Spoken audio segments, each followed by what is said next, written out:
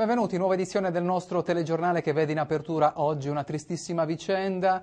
Il dramma di una famiglia di Arborea da questa mattina barricata in casa per evitare lo sfratto. Davanti all'abitazione il presidio di un gruppo di indipendentisti che hanno impedito all'ufficiale giudiziario di consegnare l'ingiunzione. Ci dice tutto nel suo servizio Marianna Guarna.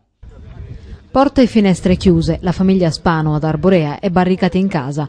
Estremo tentativo per evitare che l'ufficiale giudiziario possa rendere esecutiva l'ingiunzione di sfratto, perché l'azienda agricola, 6 ettari di terreno, attrezzi, mezzi di trasporto e le 2 abitazioni sono state vendute, o meglio, svendute all'asta.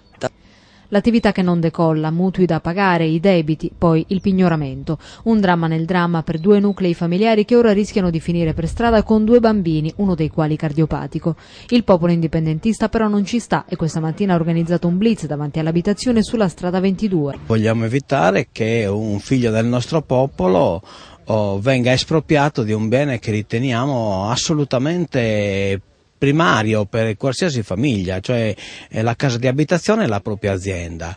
Queste persone, per leggi che non sono state progettate e conformate alla nostra realtà agricola e pastorale, si ritrovano oggi ad avere dei debiti che non riescono ad affrontare. Però questo è stato determinato dal sistema che permette una maturazione di interessi su interessi, di more su more, quindi un piccolo debito si trasforma in un debito assolutamente non affrontabile da una famiglia come questa, che sono 10 persone. In tarda mattinata poi una delegazione assieme all'ufficiale giudiziario e ai nuovi proprietari è stata ricevuta dal primo cittadino di Arborea. Forse il peggio si può ancora evitare.